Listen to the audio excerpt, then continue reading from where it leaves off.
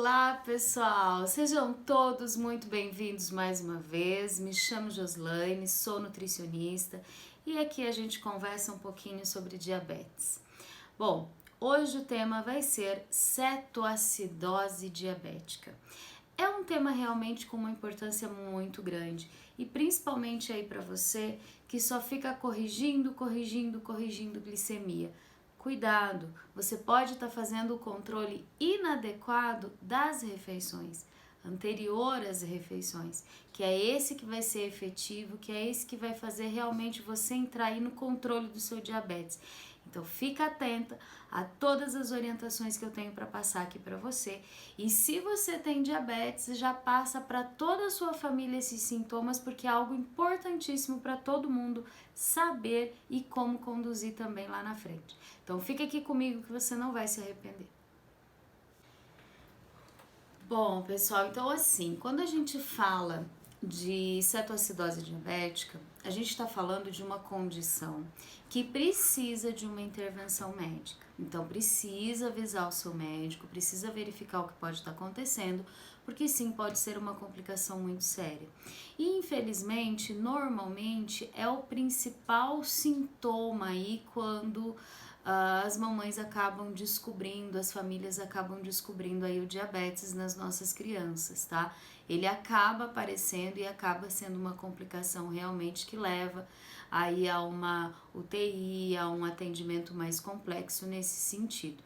Então a gente precisa ficar realmente muito atento, porque sim, pode comprometer muito a saúde e a gente realmente precisa dar uma atenção para esses sintomas, tá?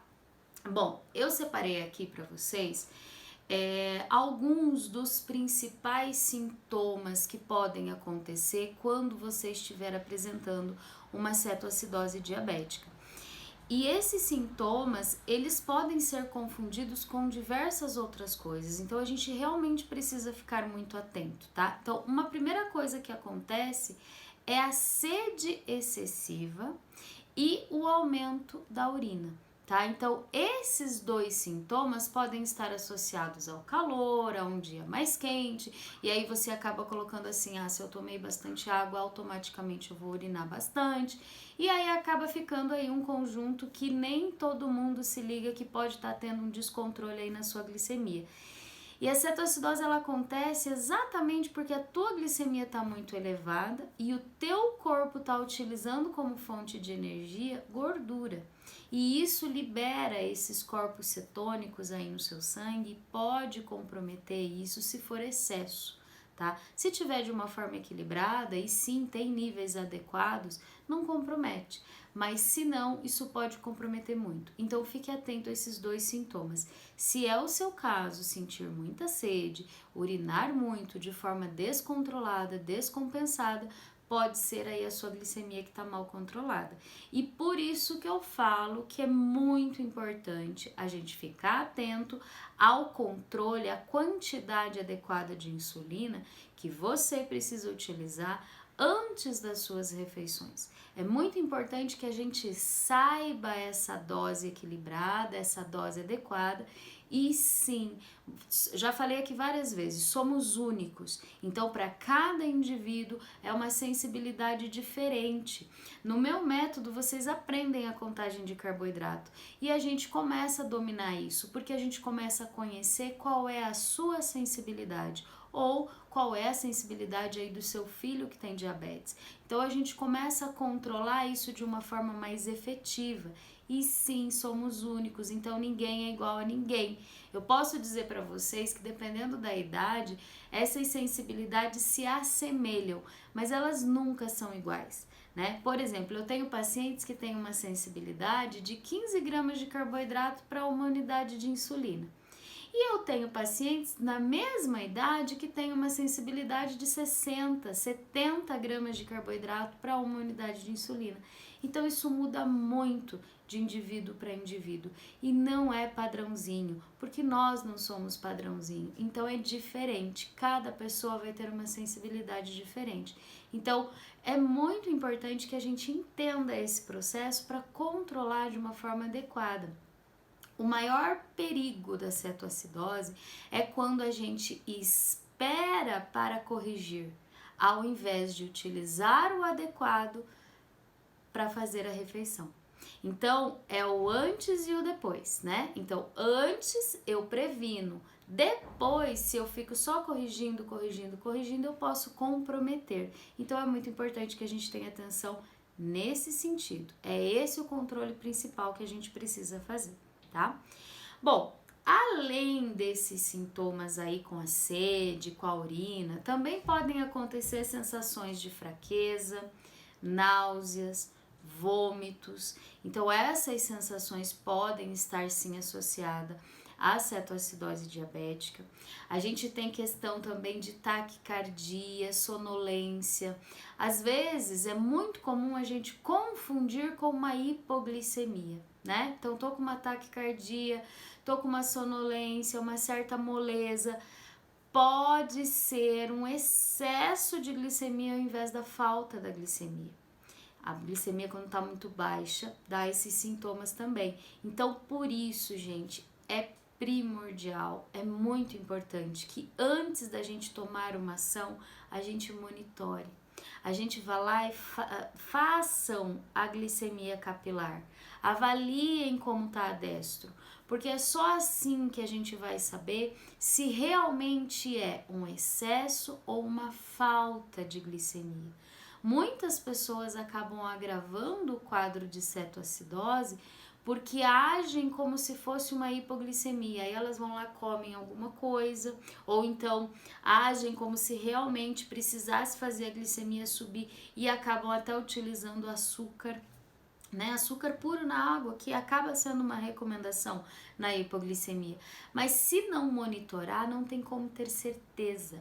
Então é muito, muito, muito importante essa orientação do monitoramento. Para a gente ter certeza do que está acontecendo, um monitoramento efetivo é muito importante. Então não mantenham as glicemias de vocês elevadas, elevadas, elevadas e só fica fazendo correção. A gente precisa agir antes, a gente precisa fazer esse monitoramento anterior para que não aconteça esse risco aumentado da cetoacidose por uma hiperglicemia, por uma glicemia muito elevada aí numa manutenção alta, tá? Então, muito importante a gente cuidar disso, tá? Bom, e aí nós temos também uma certa confusão que pode acontecer, então um raciocínio meio, né, as pessoas falam muito assim, nossa, começou a falar coisa nada a ver, começou a falar coisas fora de contexto, né, então essa confusão ela pode acontecer também quando ocorre a cetoacidose. Isso pode se agravar, tá, em 10% dos casos a gente já tem isso muito bem fixado na literatura, então a literatura ela coloca que 10% dos casos acaba levando ao coma, né? Então é realmente um quadro que merece a nossa atenção, tá? Também pode acontecer uma respiração ofegante, né? Então, aquela coisa parece estar sempre cansado, tá aquele cansaço efetivo, aquela coisa, não fiz exercício algum e tá assim, né? Aquela coisa, aquela sensação ofegante. Então, esses são sintomas também da cetoacidose e a gente vai ter certeza se houver um monitoramento. Pressão baixa, sim, a pressão pode cair. Pode até acontecer febre, né? Ou ainda uma hipotermia, uma temperatura muito baixa. Os dois extremos podem acontecer.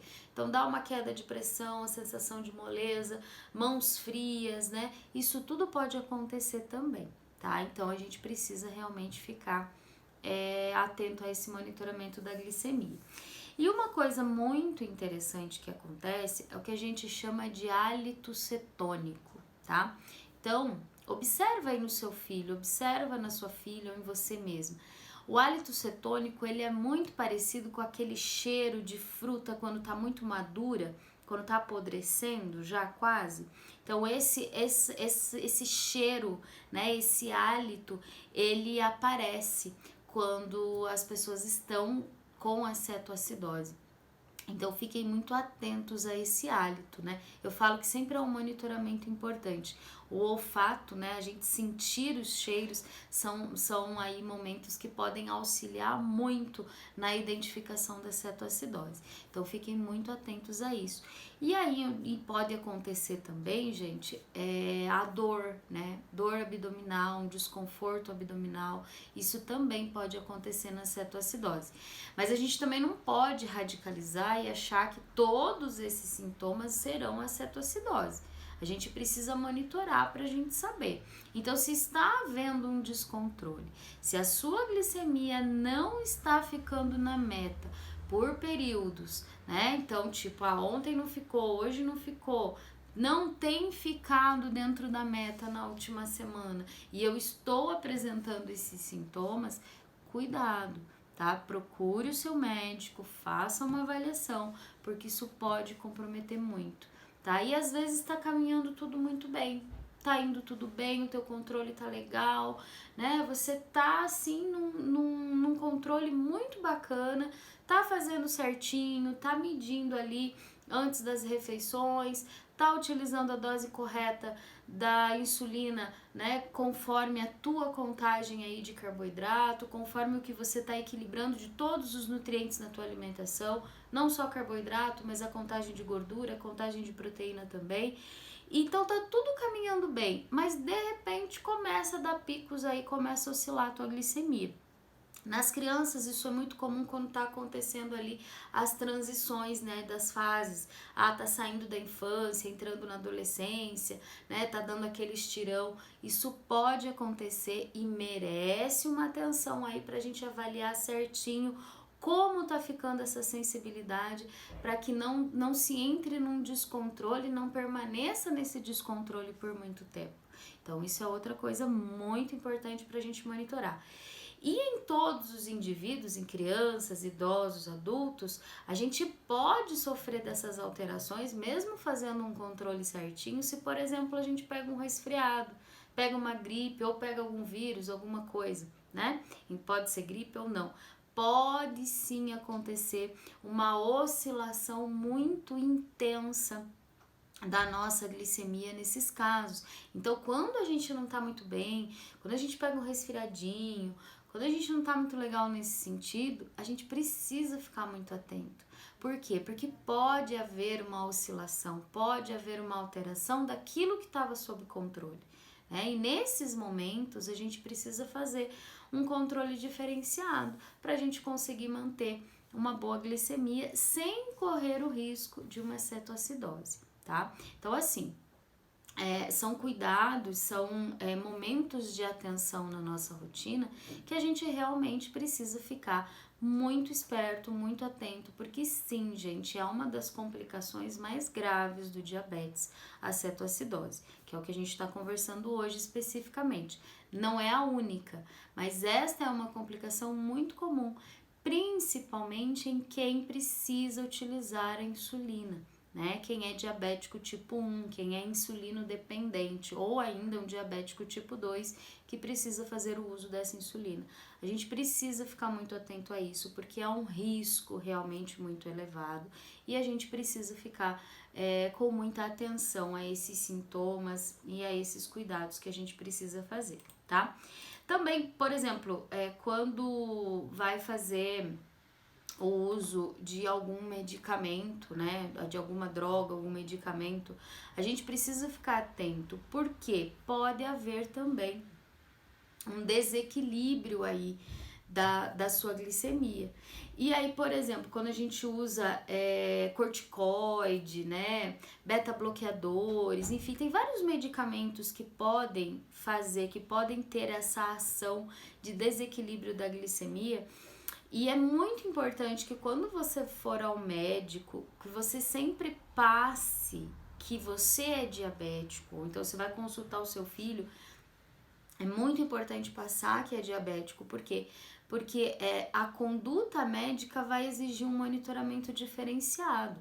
E toda vez que você precisar tomar, ou toda vez que você precisar dar um medicamento para o seu filho, esse monitoramento ele precisa ser feito de uma forma mais efetiva, né? Então a gente precisa dar uma atenção nesse sentido, tá? E é muito importante a gente ter isso em mente, porque tudo o que a gente tem como ação na vida e na nossa vida, na vida dos nossos filhos, podem influenciar nesse controle da glicemia. Então, tudo que vem de fora, a gente precisa ter uma atenção nesse sentido. Mudou uma rotina, mudou alguma coisa, né? Mudou o dia da prática da atividade física, a gente precisa ficar atento a esse monitoramento, como que vai ser esse controle, né? O que precisa ser feito. E também ficar muito atento às necessidades mesmo aí do seu corpo. A gente comentou ali no comecinho do vídeo que a desidratação, que a sede excessiva, ela é um dos sintomas da cetoacidose. Mas nós podemos causar a cetoacidose, por exemplo, se nós não tivermos uma hidratação adequada, né? Então, deixar de consumir a quantidade adequada de líquidos também pode influenciar de uma forma muito negativa no controle da glicemia e pode elevar aí os níveis glicêmicos numa quantidade muito significativa, né? Então a gente precisa ficar atento a isso. E não só a ingerir a quantidade adequada de líquidos, e aí fica uma dica aí para vocês, faça a continha.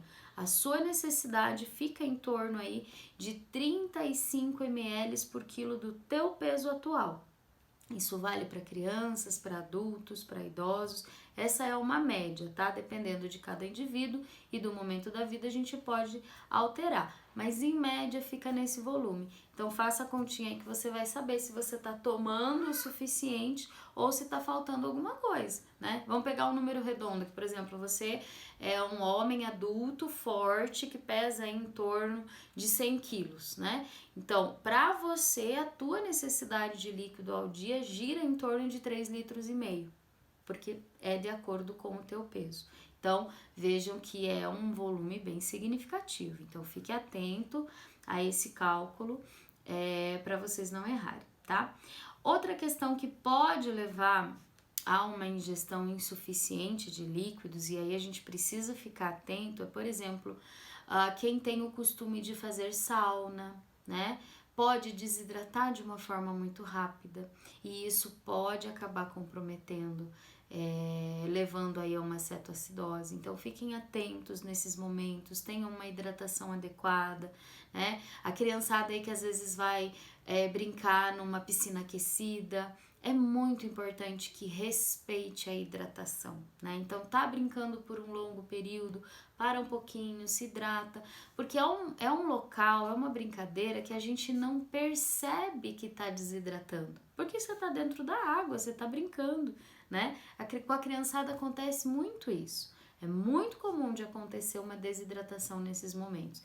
Então fiquem atentos a esses detalhezinhos. Então quem gosta de sauna, a criançada que tá brincando em piscina aquecida, né? Ou tá até mesmo no banho, na banheira, enfim, é importante ficar atento à hidratação depois desses momentos. Pode parecer coisa boba, gente, mas é algo que vai mudar muito o comportamento aí da glicemia da criançada e do adulto também, tá? Então a gente precisa ficar realmente muito atento. Outra situação que leva à desidratação são episódios diarreicos. Então, vamos dizer que foi consumido alguma coisa, isso fez mal, e aí o seu filho acabou apresentando uma intoxicação alimentar, teve vômito, teve diarreia, e é muito importante que você, mãe, que você, pai, que a família, e até mesmo se isso acontecer com você, que você tenha uma hidratação adequada depois, porque isso pode agravar, pode levar sim a cetoacidose. Então fiquem muito atentos a isso. Isso pode acontecer com qualquer um de nós, né? Comeu alguma coisinha ali, não caiu bem, teve uma diarreia, enfim. E aí vem a atenção, o cuidado para que não comprometa mais com relação ao risco aumentado aí para cetoacidose, tá? Então é muito importante a gente ficar atento a isso. E aí uma coisa que ninguém pensa, né? A gente fala assim, vou tomar líquido, então refrigerante também tem água, então eu vou matar minha sede com refrigerante. É uma coisa, inclusive, infelizmente, na nossa realidade, Na nossa cultura, né, aqui no Brasil, muitas pessoas consomem refrigerante excessivamente. E refrigerante não hidrata, muito pelo contrário, né? A maioria dos refrigerantes são bebidas açucaradas, ricas em açúcar, ricas em sódio, e o efeito no organismo é de desidratação, não é de hidratação. Então, sim, quem toma muito refrigerante, quem mata a sede com refrigerante, e pode ser refrigerante diet, tá? Cuidado, tá, gente? Refrigerante diet só não tem açúcar, mas ele também tem na sua composição sódio, e o sódio desidrata. Então, cuidado, não mate sede com refrigerante. Ah, mas eu tô com muita vontade, meu filho gosta. Ofereça de vez em quando, não precisa deixar com vontade, mas não mate a sede com refrigerante, porque não vai adiantar para a tua hidratação, muito pelo contrário, vai comprometer e o risco fica aumentado para cetoacidose. Então a gente precisa ter muita atenção com isso, tá? Então momentos aí de comemoração, momentos aí de brincadeiras, de eventos, de festas, fiquem atentos. Tenham sempre a água como a principal fonte de hidratação e equilibre a quantidade de qualquer outro líquido rico em açúcar que possa ser consumido. Então fiquem muito atentos a esse sentido, porque sim, pode desidratar. O consumo excessivo de álcool nos adultos também, né? Pode acontecer essa desidratação e aí acaba comprometendo também o controle da glicemia, tá? Bom, e não posso deixar de falar que é uma emergência médica, que tem que procurar aí o pronto-socorro, que precisa ir atrás da unidade aí de saúde que vá dar esse suporte para que volte a ter um equilíbrio novamente aí para tua glicemia, e sempre faça a busca aí pelo teu médico, comunica ao teu médico para que ele saiba realmente como agir, como ter atenção, porque é algo que pode comprometer aí toda a tranquilidade da família como um todo, e a gente precisa ficar muito atento a isso, gente, porque não é brincadeira, né? E quando eu falo para vocês, fiquem atentos para que a correção não seja algo que faça parte da tua rotina, é nesse sentido que a gente deve pensar. Tem muita gente assim que pensa assim, eu vou comer, eu vou deixar comer. E aí, quando ele voltar, né, para casa, aí eu corrijo. Esse pensamento, gente, é um pensamento muito comum, até que uma complicação aconteça, né? Muitas pessoas acabam fazendo isso. Eu vou deixar comer, ou então eu vou comer, né? Quando é o filho, eu vou deixar comer. Quando é com um indivíduo adulto, eu vou comer e a hora que eu chegar em casa eu corrijo. Carregue a sua insulina. Não espere chegar em casa. Tenha uma ideia de como está o equilíbrio da refeição que você está fazendo. Faça o uso da insulina anterior a essa refeição, anterior a essa alimentação, para que você previna que essa cetoacidose aconteça.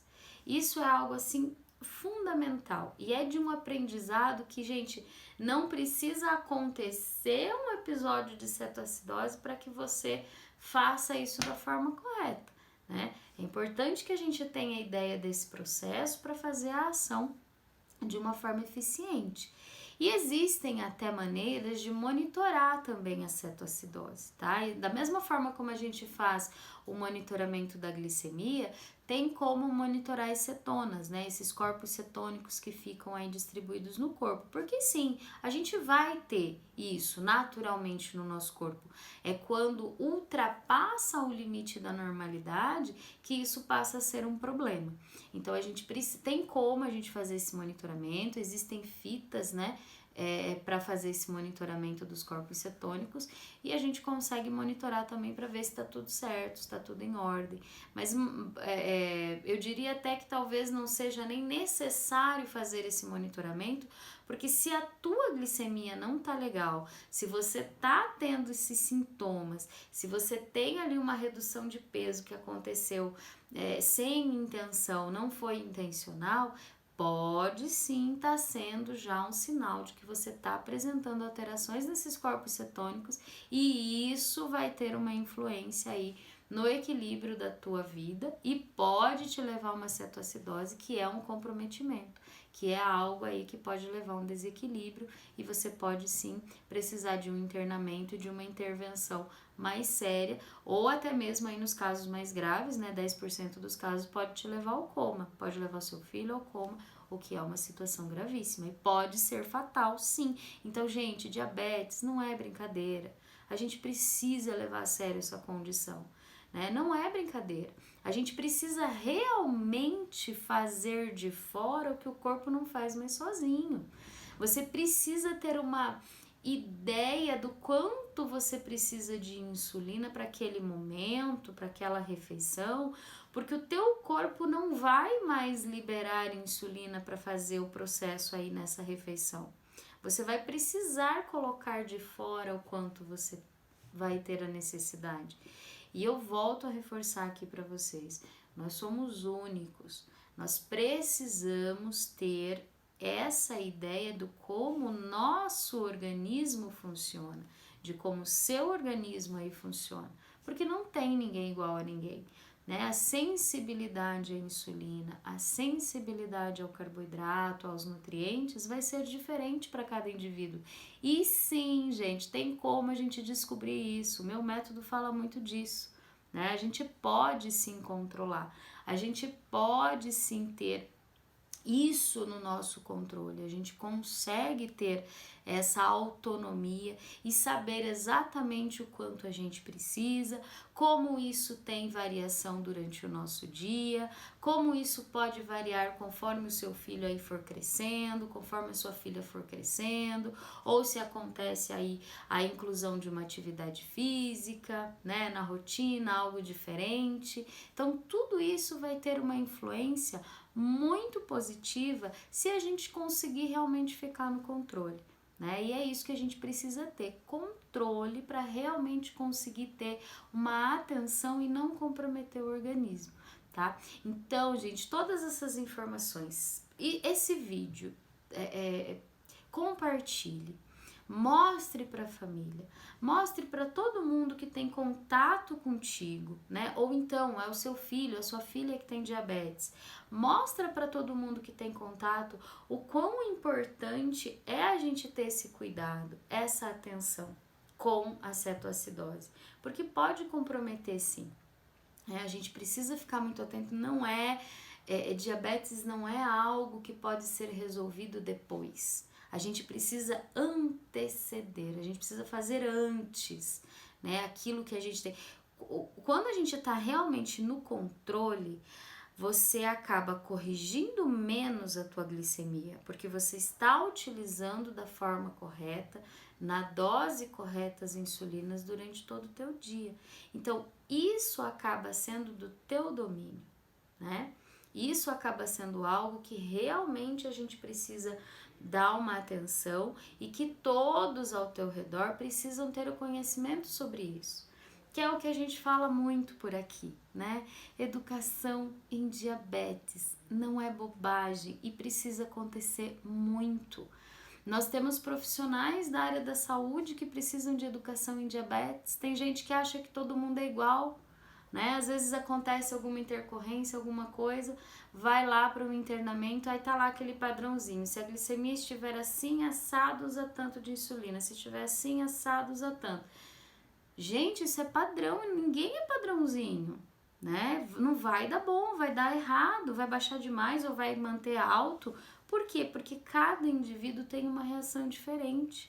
Então, é disso que eu tô falando, de educação em diabetes. A gente precisa disseminar isso.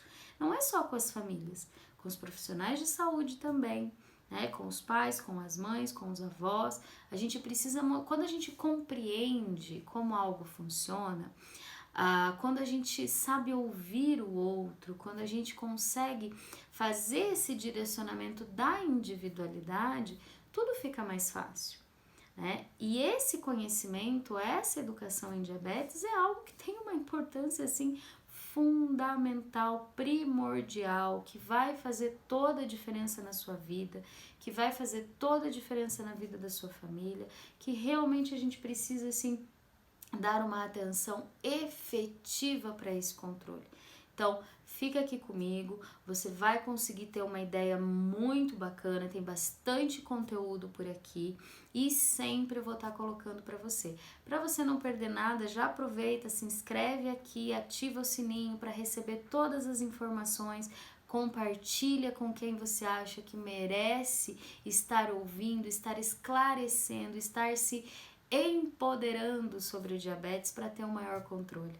Faça isso, eu tenho certeza que você vai ter um papel fundamental aí na mudança de vida de alguém e no empoderamento do controle do diabetes, sem que a pessoa tenha aí qualquer complicação maior com relação a isso. Tá bom, pessoal? Até mais, espero que vocês tenham gostado e até o próximo conteúdo.